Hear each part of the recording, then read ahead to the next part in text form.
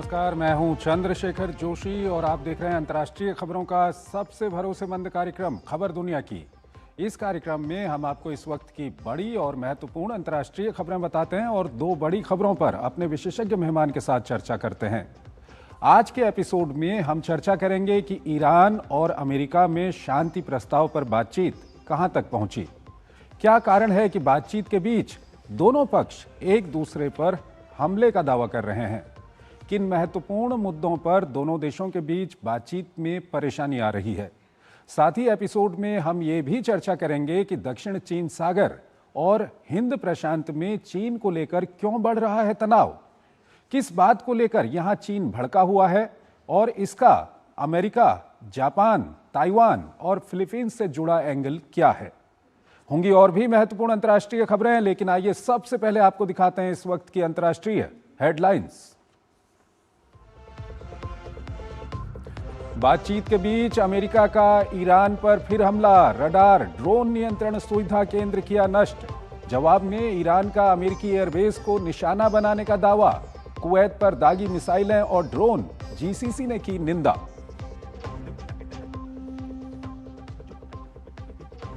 Iran ने America पर लगाया सीज फायर का पालन न करने का आरोप, कहा लेबनान पर हमला माना जाएगा उल्लंघन। इजराइल ने तेज किए हमले, तनाव कम करने के लिए अमेरिका का नया प्रस्ताव।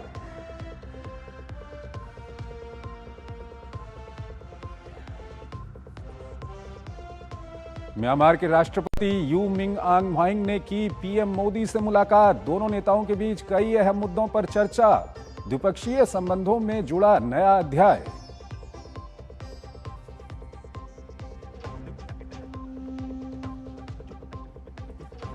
भारत ओमान व्यापार समझौता आज से लागू, घरेलू रोजगार और एमएसएमईज को मिलेगा बढ़ावा।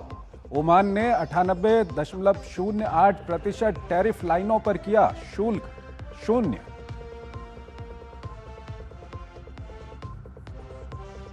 फ्रांस ने अटलांटिक में रूस से जुड़ा तेल टैंकर किया जब्त, भड़का रूस, कदम को बताया समुद्री डकैती, कहा मॉस्को अपने शिपिंग ऑपरेशंस की सुरक्षा के लिए उठाएगा कठोर कदम।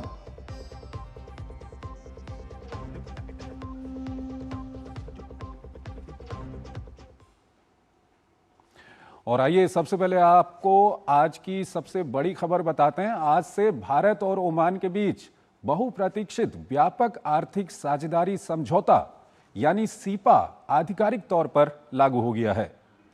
यह द्विपक्षीय व्यापार समझौता दोनों देशों के रणनीतिक और आर्थिक रिश्तों को एक नई ऊंचाई पर ले जाएगा। इस समझौते की सबसे बड़ी खासियत यह है कि इससे भारतीय श्रम प्रधान उद्योगों को बहुत बड़ा बूस्ट मिलने जा रहा है। अब भारत के रत्न और आभूषण, कपड़ा, चमड़ा, फुटवियर, कृषि, इंजीनियरिंग उत्पाद, दवाइयां और ऑटोमोबाइल जैसे प्रमुख क्षेत्रों के सामानों को ओमान के बाजारों में शून्य शुल्क पर प्रवेश मिलेगा। ओमान ने भारत के लिए अपनी 98.08% टैरिफ लाइनों पर शून्य शुल्क की पेशकश की है, जबकि भारत ने भी अपनी 77.79% टैरिफ लाइनों पर ओमान को रियायत दी है।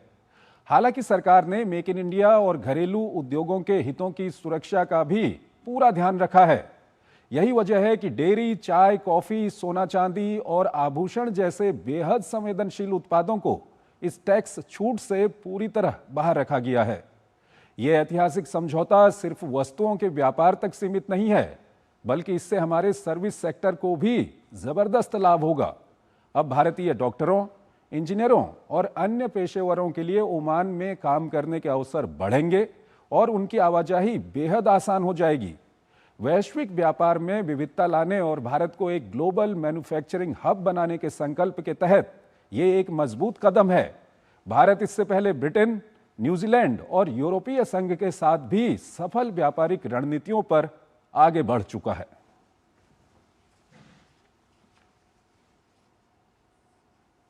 और आइए अब अगली बड़ी खबर की ओर आपको लिए चलते हैं। एक तरफ पश्चिम एशिया में अमेरिका और ईरान के बीच हमले और बदले की कार्रवाई की खबर आ रही है, तो वहीं दोनों पक्षों के बीच शांति प्रस्ताव पर बातचीत भी सही दिशा में आगे बढ़ने की खबर है। प्रस्ताव लगभग तैयार है और बताया जा रहा है कि प्रस्ताव की भाषा को लेकर अमेरिकी राष्ट्रपति ट्रंप की कुछ आपत्तियों के बीच एक बार फिर प्रस्ताव विचार करने के लिए ईरान के पास पहुंचा है। वहीं हॉर्मुज से जहाजों की आवाजाही पहले से कुछ बढ़ी है, लेकिन अभी भी कई तरह की अनिश्चितताएं बरकरार हैं। आइए आपको ताजा घटनाक्रम से जुड़ी एक रिपोर्ट दिखाते हैं और फिर इस पर अपने विशेषज्ञ मेहमान से हम चर्चा करेंगे। समझौते के अंतिम चरण में होने का दावा, लेकिन रणक्षेत्र में तनाव पहले की तरह ही बरकरार है। दोनों तरफ से छोड़े जा रहे बयानों के तीर के बीच ईरान और अमेरिका ने एक दूसरे पर हमले का दावा किया है। तेहरान द्वारा अमेरिकी MQ-1 ड्रोन मार गिराए जाने से भड़के अमेरिका ने ईरान के गोरुक और केशम द्वीप पर हमला बोल दिया। इन हमलों में अमेरिका ने ईरानी airbase defence system, drone control station और 2 हमलावर ड्रोन नष्ट करने का दावा किया है। गोरुक में ईरानी रडार और कमांड सिस्टम को निशाना बनाया गया, जबकि केशम द्वीप पर ड्रोन सुविधाएं नष्ट की गईं। अमेरिका का कहना है कि ड्रोन क्षेत्र में गुजर रहे जहाजों के लिए खतरा बन सकते थे, लिहाजा आत्मरक्षा में सैन्य कार्रवाई की गई। ईरान जवाबी कार्रवाई को अपना कानूनी अधिकार बता रहा है। वहीं IRGC ने भी अमेरिकी एयरबेस को निशाना बनाने का दावा किया। बेस का इस्तेमाल सिरिक द्वीप के पास अमेरिकी ऑपरेशन में हुआ था। IRGC का कहना है कि इस हमले में सिरिक द्वीप पर टेलीकॉम टावर को निशाना बनाया गया। हालांकि ईरान ने यह नहीं बताया कि एयरबेस कहां स्थित है।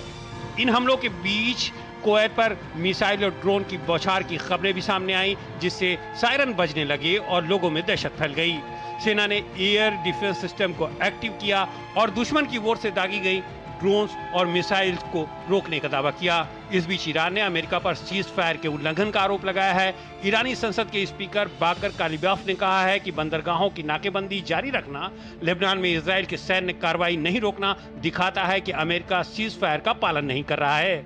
बढ़ते तनाव और तनातनी के बीच अमेरिकी राष्ट्रपति डोनाल्ड ट्रंप ने एक बार फिर दावा किया है कि ईरान वास्तव में समझौता करना चाहता है और ये अमेरिका और उसके सहयोगियों के लिए अच्छा सौदा होगा। उन्होंने कहा कि प्रस्तावित समझौते में परमाणु मुद्दे का साफ और विस्तार से जिक्र किया गया है। ट्रंप ने दावा किया कि समझौते का बड़ा हिस्सा परमाणु मामलों पर ही केंद्रित है, जबकि ईरान का कहना है कि बातचीत सिर्फ जंग रुकवाने तक ही सीमित है। जबकि ईरानी विदेश मंत्रालय ने आरोप लगाया कि अमेरिका के रुख में लगातार बदलाव और परस्पर विरोधी बयानों के जरिए वार्ता को और जटिल बनाया जा रहा है। मंत्रालय ने साफ किया कि हमलों के बावजूद बातचीत का दरवाजा बंद नहीं हुआ है। वहीं होर्मुज से जहाजों के गुजरने का दावा किया जा रहा है। ईरान का कहना है कि उसकी अनुमति से पिछले 24 घंटों में 15 जहाज इस रास्ते से गुजर चुके हैं। उधर लेबनान पर इजराइल का ताबड़तोड़ हमला जारी है। प्रधानमंत्री नेतन्याहू ने बैरूत के दाहिए इलाके में हिजबुल्लाह के ठिकानों पर हमला तेज करने का आदेश जारी किया है। इससे पहले दक्षिणी लेबनान में अपनी पकड़ मजबूत करते हुए इजरायली सेना ने ब्यूफोर्ट किले पर कब्जे का दावा किया था। वहीं अमेरिका ने संघर्ष को कम करने के लिए नया प्रस्ताव रखा है। इसके तहत हिजबुल्लाह सभी तरह का हमला रोकेगा। बदले में इजराइल बैरूत में सैन्य कार्रवाई और आगे नहीं बढ़ाएगा। अतुल अनेजा हमारे साथ जुड़ रहे हैं, विदेशी मामलों के जानकार हैं, उनसे हम बातचीत करेंगे। अतुल जी, बहुत बहुत स्वागत है आपका हमारे इस कार्यक्रम में। अतुल जी, पहला सवाल यही है कि पिछले 24 घंटों में जो अमेरिका कह रहा है कि उसने ईरान में कुछ जगहों पर हमले किए हैं, ईरान कह रहा है कि उसने बदले की कार्रवाई की है, कुवैत कहता है कि उसके यहाँ भी हमले हुए हैं, काफ़ी कुछ वहाँ पर मिसाइल्स और ड्रोन को इंटरसेप्ट किया गया है, क्या कुछ चल रहा है? चंद्रशेखर जी, सबसे बड़ी बात है कि बातचीत जो है वो जारी है। अब उसके खास कुछ मुद्दे हैं जिसके लिए और वक्त चाहिए, और जब तक वो सुलझेंगे नहीं तब तक अपनी डोमेस्टिक ऑडियंसेस को देखते हैं, ईरान अपनी तरफ और अमेरिका, उनको दोनों को ये है कि कमज़ोर ना दिखें अपने, तो अपना जो एक तरह से जो ऑप्टिक्स है उसको मेंटेन करना है। वही रीज़न है कि हम देख रहे हैं कि ये हमले हुए हैं अमेरिका की तरफ से चेशम आइलैंड वगैरह पे, और ईरान का दावा है कि उसने अब जवाबी हमले किए हैं। तो एक तरह से ये गेम जो है वो चल रही है, लेकिन असली मुद्दा चंद्रशेखर जी वो बातचीत के कुछ जटिल एरियाज हैं जिसके ऊपर रुकी हुई है। एक उनमें से जो इम्पोर्टेंट एरिया है वो है लेबनान की स्थिति, कि हम देखते हैं कि ये दो पक्षीय वार्ता नहीं हो रही, इसमें इजराइल का फैक्टर बहुत इंपॉर्टेंट है, और जब तक वो सेटिस्फाई नहीं होता तब तक डोनाल्ड ट्रंप कोई समझौता नहीं करेंगे। और वो अटका कहाँ है? वो लेबनान के ऊपर अटका है, क्योंकि ईरान चाहता है कि हिजबुल्लाह के ऊपर एक तरह से हिजबुल्लाह नष्ट ना हो एज ए फोर्स, और इजराइल की मंशा है कि एक तरह से उसको न्यूट्रलाइज किया जाए। तो हिजबुल्लाह का एरिया अभी रिजॉल्व नहीं हुआ, कुछ प्रस्ताव गए हैं। वो अगर रिजॉल्व होता है तो फिर हम बाकी चीज़ों के ऊपर मुझे लगता है काफ़ी नज़दीक आ गए हैं पोजीशंस, जैसे न्यूक्लियर का मुद्दा है। और अतुल जी, जो इसका मतलब क्या ये समझा जाए कि जो परमाणु का मुद्दा और हॉर्मुज का जो मुद्दा है वो लगभग सॉल्व हो चुका है दोनों पक्षों में? देखिए, अगर हम परमाणु का मुद्दा देखें, वो पूरी तरह से सॉल्व नहीं हुआ। कि प्रॉब्लम ये आ रही है कि जो 400 केजीज का जो इनका एनरिच यूरेनियम का भंडार है ईरान का, उसका क्या किया जाए। पहले जो प्रस्ताव अमेरिका की तरफ से आया था कि वो भंडार जो है वो 400 केजी अमेरिका को ट्रांसफर कर दिया जाए, वो मंजूर नहीं है, वो ईरान को मंजूर नहीं है।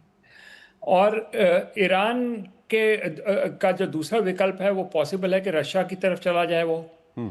तो वो एक पॉसिबिलिटी कि कहाँ जाएगा वो 400 केजीज का जो वो एरिया है, कौन सी डेस्टिनेशन होगी, वो एक एरिया है। कहीं ना कहीं जो प्रेसिडेंट ट्रम्प ने एक इशारा भी किया था कि उन्होंने कहा था कि वो रूस और चीन को इसमें उस एनरिच्ड यूरेनियम को नहीं लेने देंगे, ईरान के साथ मिलकर इसको खत्म किया जा सकता है। तो इसको लेकर के क्या, खत्म करने को लेकर के कुछ बातचीत इस तरह की?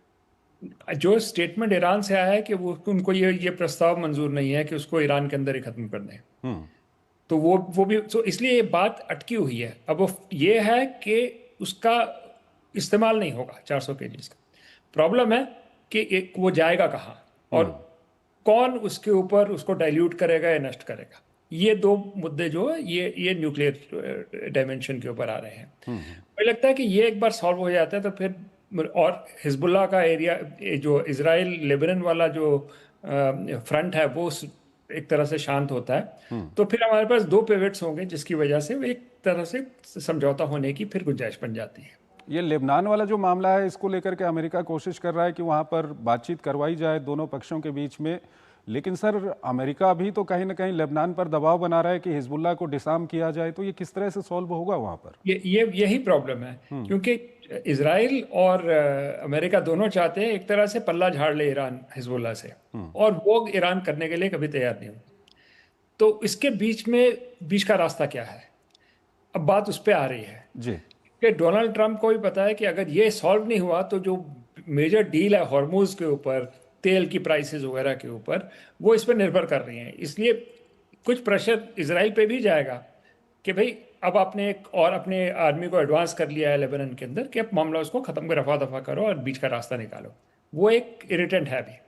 क्या सर इसको ऐसे देखा जा सकता है कि कहीं ना कहीं बातचीत चल रही है और बहुत जल्दी ये मामला हल हो जाएगा, और इसीलिए इजराइल वहाँ पर ज़्यादा से ज़्यादा मोबिलाइजेशन वहाँ पर कर रहा है, अपने जो मिलिट्री अचीवमेंट हैं, मिलिट्री ऑब्जेक्टिव हैं, उनको अचीव करने की कोशिश कर रहा है? बिल्कुल बिल्कुल, ये रीडिंग सही होगी कि क्योंकि अब पता है कि एंड गेम शुरू हो चुकी है, और सारे पक्ष जो हैं, ईरान को उसको हम शामिल करें, इसराइल का मैं इतना नहीं कह सकता, लेकिन बाकी सारे अमेरिका और ईरान जो है वो इसको ख़त्म करना चाहते हैं, इस युद्ध को। तो एक तरह से अगर इसराइल को पता लगा कि एंड गेम शुरू हो गई है, तो वो जो टाइम पीरियड है वो अपने हमले तेज करेगा, और जो उसके स्ट्रेटेजिक ऑब्जेक्टिव्स हैं, लिटानी रिवर और ये फोर्ट जो कैप्चर किया है, ये मुझे लगता है लगभग ये भी पूरे हो रहे हैं। एक स्ट्रेटेजिक डेप्थ चाहिए इसराइल को अपनी सुरक्षा के लिए, और मुझे लगता है कि कल जो हुआ है उस पर उसको मिल गई है। अब थोड़ा प्रेशर आना चाहिए अमेरिका का इसराइल के ऊपर कि भाई आपने कर लिया है वो जो आपको अचीव करना था, अब टाइम आ गया है कि इसको इस गुत्थी को एक तरह से सुलझाया जाए और ये जो युद्ध है उसको समाप्त किया जाए। अतुल जी, आप काफ़ी करीब से नज़र रखते हैं और वहाँ पर फील्ड में भी आप काफ़ी रिपोर्टिंग इन इलाकों से कर चुके हैं। अगर हमारे दर्शक जानना चाहेंगे कि अगले कितने दिनों में ये समझौता हो जाएगा, तो क्या कुछ आप कहना चाहेंगे? देखिए, ये इंटरनेशनल पॉलिटिक्स में टाइमलाइंस देना बहुत मुश्किल है, लेकिन अब मुझे लगता है कि एंड गेम शुरू हो गया है, और कुछ समय लगेगा लेकिन बहुत ज़्यादा समय नहीं लगेगा। मैं डेज को ये नहीं कह सकता कि 1 हफ्ता 2 हफ्ता, ये इतनी क्रिस्टल बॉल गेजिंग है नहीं, और कर भी नहीं सकते इंटरनेशनल पॉलिटिक्स के जो दौर चलते हैं। लेकिन जो अंत का जो फेज है, उस फेज में हम अब प्रवेश कर चुके हैं। ठीक है, में जल्दी भी हो सकता है और कुछ थोड़ा सा और समय लग सकता है, लेकिन जो स्थिति पहले थी, आउट ऑफ कंट्रोल थी, वो अब नहीं है। जी अतुल जी, आप हमारे साथ बने रहिएगा। एक और महत्वपूर्ण खबर है, उस पर अभी आपसे बातचीत करेंगे, लेकिन यहाँ पर हमको एक छोटा सा ब्रेक लेना है। एक छोटा सा ब्रेक लेते हैं।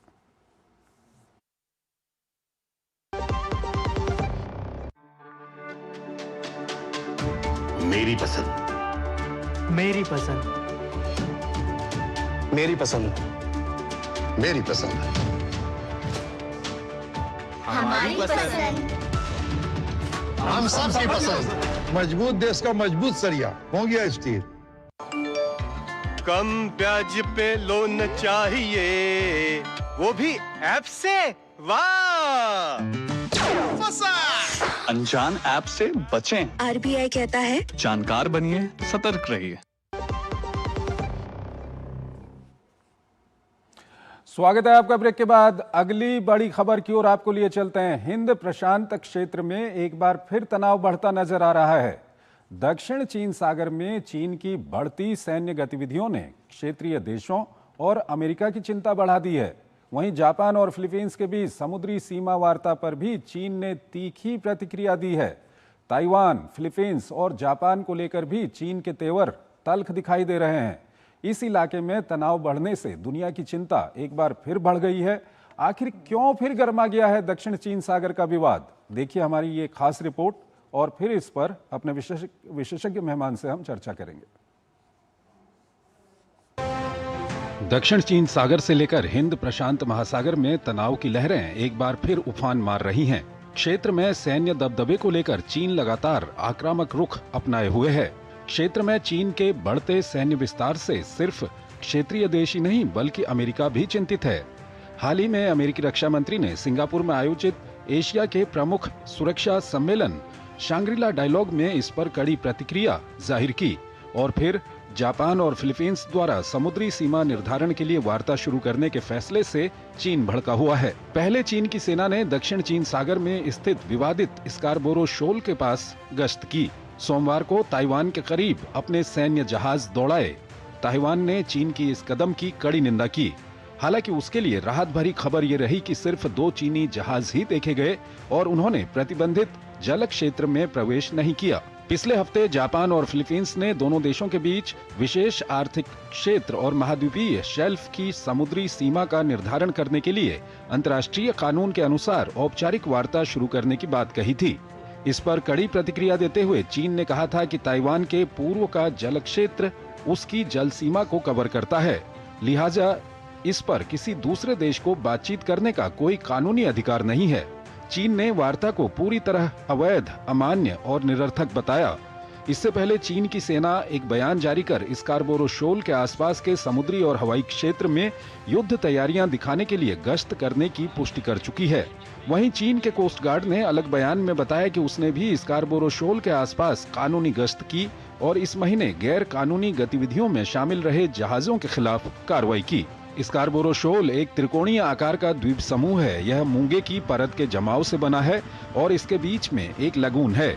फिलहाल ये एशिया के सबसे विवादित समुद्री इलाकों में से एक है और इस पर चीन और फिलीपींस के बीच लंबे समय से संप्रभुता और मछली पकड़ने के अधिकारों को लेकर विवाद रहा है।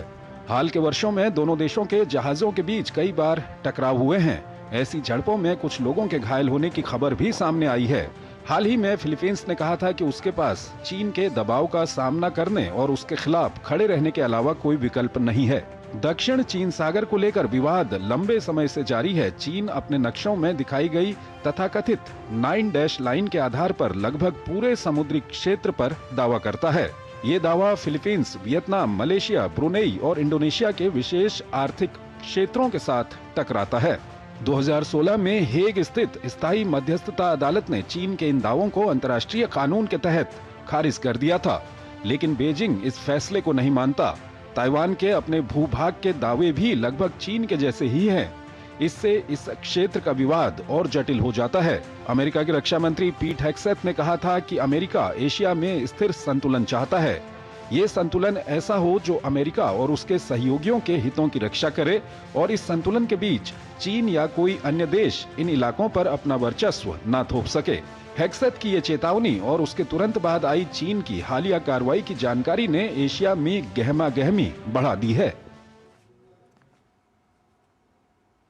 अतुल अनेजा हमारे साथ जुड़े हुए हैं, विदेशी मामलों के जानकार हैं, उनसे हम बातचीत करेंगे। अतुल जी, ये साउथ चाइना सी में बार बार इस तरह की दिक्कतें वहाँ पर आते रहती हैं और अभी जिस तरह के बयान आ रहे हैं और दूसरी ओर फिलीपींस और जापान जिस तरह से बात कर रहे हैं उससे भी चीन को परेशानी हो रही है, क्या कुछ कहेंगे आप? चंद्रशेखर जी, ये एक नया फेज है, इसको पहले से हम कंपेयर नहीं कर सकते। और ये फेज तब शुरू हुआ जब अमेरिकी राष्ट्रपति चीन गए। जी। वहाँ पर जो सिग्नल गया कि ज़रूरी नहीं है कि अमेरिका ताइवान के साथ एक तरह से सैन्य कार्रवाई में जॉइंट पार्टनरशिप करेगा। ये एक तरह से चीन के लिए भी सिग्नल था कि भाई अगर अमेरिका पीछे हट रहा है तो इस स्थिति को थोड़ा टेस्ट किया जाए कि वाकई ये है कि नहीं है। जी। और वो टेस्टिंग फेज अब शुरू हो गया है।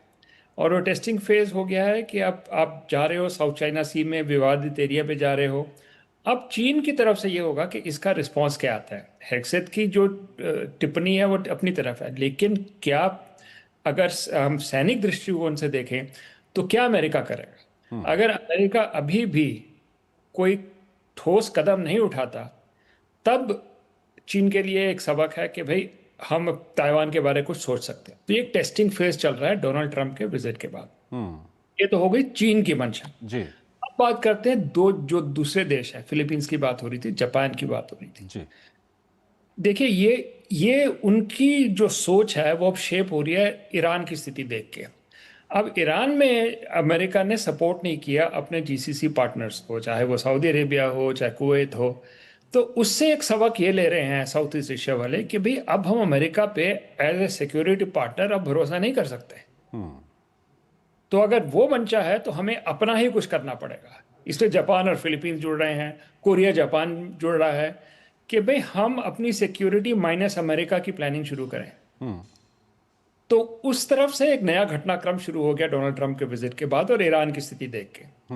तो अब ये दोनों जो डायनेमिक हैं वो सामने नजर आ रहे हैं, जो हम देख रहे हैं। चाइना टेस्ट कर रहा है और फिलीपींस वगैरह कह रहे हैं कि हम भी देखते हैं, अब हमें भी सॉलिडारिटी अपनी कुछ करना पड़ेगा। और इसमें 3 मेन प्लेयर्स होंगे, उसमें साउथ कोरिया होगा, जापान होगा और फिलीपींस होंगे। तो अब ये किधर जाती है स्थिति इसके बाद, ये ग्राउंड सिचुएशन हमें बताएगी।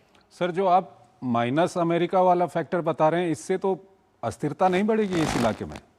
देखिए, अब जो अमेरिका के अंदर सोच बदल रही है कि वो जो मेगा क्राउड का जो इन्फ्लुएंस है कि भाई हम सारी ग्लोबल रिस्पॉन्सिबिलिटीज़ क्यों लें, हमको अपना अमेरिका ग्रेट करना है, हम अपने इंटरनल देखें, इन्वेस्टमेंट लाइव रिवाइव करें।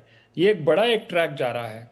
और वो दिख रहा है कि अगर हम ईरान में हम देखते हैं उस थिएटर में, अगर सऊदी अरेबिया और ये यूएई से अमेरिकन अपने सैन्य अड्डे हटा देता है, वो एक कंफर्मेशन होगी कि अमेरिका अब सिर्फ है इंटरनल देखेगा। इसलिए माइनस अमेरिका की जो सोच है वो अब रेडार पे आ गई है।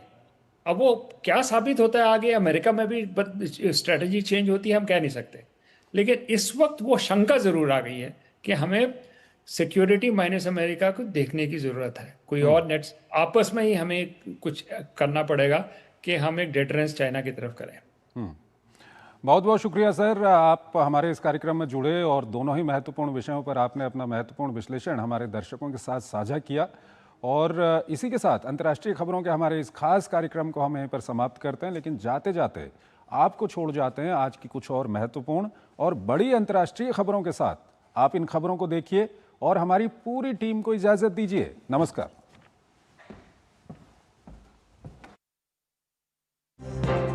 फ्रांस के राष्ट्रपति इमैनुअल मैक्रोन ने जानकारी दी कि फ्रांसीसी नौसेना ने रविवार को टैगोर नामक एक तेल टैंकर पर कार्रवाई की जो अंतर्राष्ट्रीय प्रतिबंधों के अधीन था और रूस की ओर से आ रहा था। उन्होंने कहा कि यह अभियान अटलांटिक महासागर में खुले समुद्र में ब्रिटेन सहित कई साझेदारों के सहयोग से समुद्र के कानून का कड़ाई से पालन करते हुए चलाया गया।